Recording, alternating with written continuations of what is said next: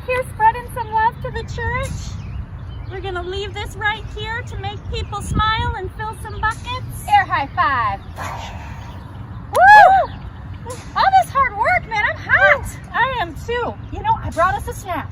I brought us some popsicles. Woo! Let's go see. All right, let's go. Boy, after all that hard work out there, woo, I'm hot. I brought us some popsicles. I heard you just have to pop them in the freezer for a second. We'll be snacking in no time. I bet they're done. What? Is it broken? I'm so hungry. Oh man. Oh, please tell me. It's gotta be broken, huh? Let's try it again.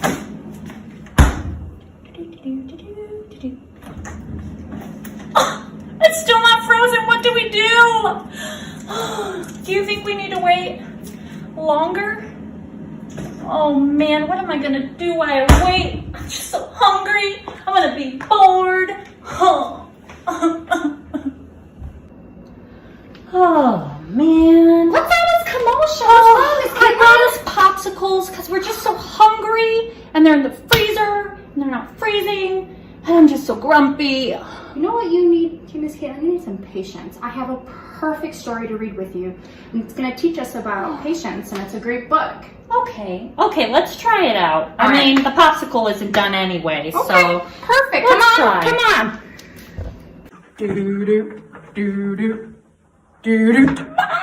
Miss Caitlin, this is the book we're going to read. It's the promises of God, and this is going to teach us a story, just like in the book, how someone had to be patient as well. You guys ready to read it with us? The prisoner's promise. In a faraway land of Egypt, Joseph was now being held prisoner by the king. But Joseph wasn't alone. God was with him. He was one of God's people, and God had given him a very special gift, the gift of understanding dreams. That's pretty cool. And how they told what God was going to do. Now, this didn't happen for all dreams, but Joseph's special gift was because he had a soft heart, one that was well connected to God's heart. This was long before there was a Bible, but Joseph could still hear God so clearly and knew what God was saying. So not long after Joseph's brothers sold him and he ended up in the Egyptian prison, two of the king's helpers told Joseph their dreams. The men were very confused, but Joseph explained what the dreams meant. He said they were telling what God was going to do in the future, and soon everything Joseph described was exactly what happened. So the men knew that Joseph was a man who could hear from God.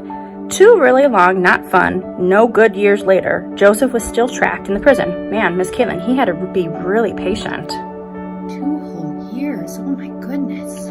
But he still loved and believed God, and his heart was soft towards God. Joseph knew God hadn't forgotten him because he remembered the dreams God had given him, dreams that one day Joseph would be a leader others would look up to. His brothers might not have liked those dreams, but Joseph knew they were true. One day, the king had 2 dreams. He knew they were very important, but didn't understand them, so he asked everyone for help. One of his men remembered the time that Joseph had understood his earlier dream, so the man told the king about Joseph. The king, who was called Pharaoh, called Joseph and told him about the dreams. In the first dream, 7 cows came out of the river. These cows were big and would make lots of meat for people to eat. But then 7 thin, small cows appeared. These small, sick-looking cows didn't have any meat on them, but they ate the big, healthy cows. Right after that, Pharaoh had another dream. In this dream, 7 really big pieces of wheat came up on a stalk. After them, 7 tiny, thin, dying pieces of wheat sprouted up and swallowed the 7 plump ones. After the second dream, Pharaoh had become very worried and called for help.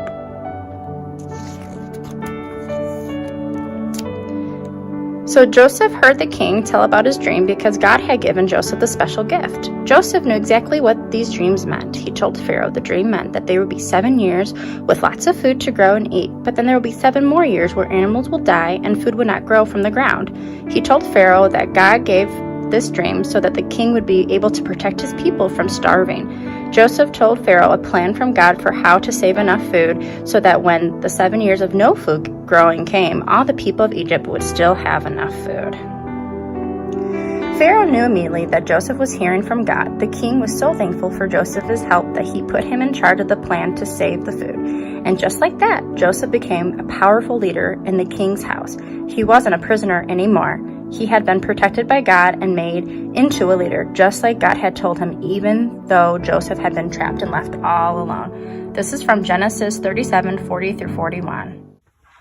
Oh man, Miss Brittany, when you were reading me that story, I could just see him in the prison. He was there for 2 whole years, and he had so much patience, and he was full of peace. He wasn't complaining or getting upset or frustrated. Look at him. He's sitting there peaceful and trusting in God. I'm just waiting for a popsicle to freeze, and I'm complaining, and I'm frustrated, and I have no patience or peace. I think I'm going to have to pray and ask God to forgive me for that, and I think I'm going to have to become more peaceful when it even is hard to wait for things sometimes. But I think I can be peaceful while I wait, just like Joseph. And guess what, guys? We took some time in reading that story together, and look, our popsicle. Miss Brittany, snack time. Woohoo! Woohoo! So while me and Miss Brittany eat our snack, we've got some friends who want to sing a song with you. Good morning. Good morning. Be patient, be patient.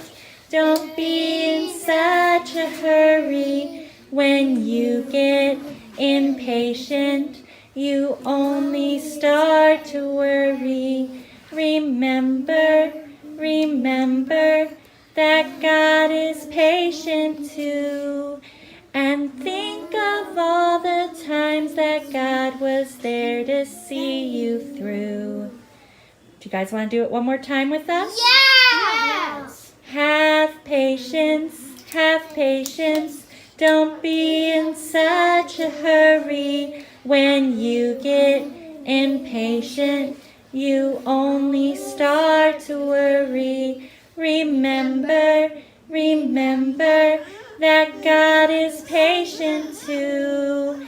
And think of all the times that God was there to see you through. Thank you so much for that music. It was beautiful. But sometimes it's kind of hard to be patient and peaceful at home. I have a wonderful resource just below this link. It's going to be attached by a Google slide, and it's a virtual sensory room. It is so cool. Sometimes kids need to watch something or color something or just sit down and listen to classical music to help calm their body down. And that's totally fine. You guys now have access to it. So when you aren't feeling so peaceful or you need to help calm your body down, this will be a great resource for you guys. We hope to see you guys very soon. Me and Miss Caitlin love you and miss you, and have a wonderful, peaceful, patient week.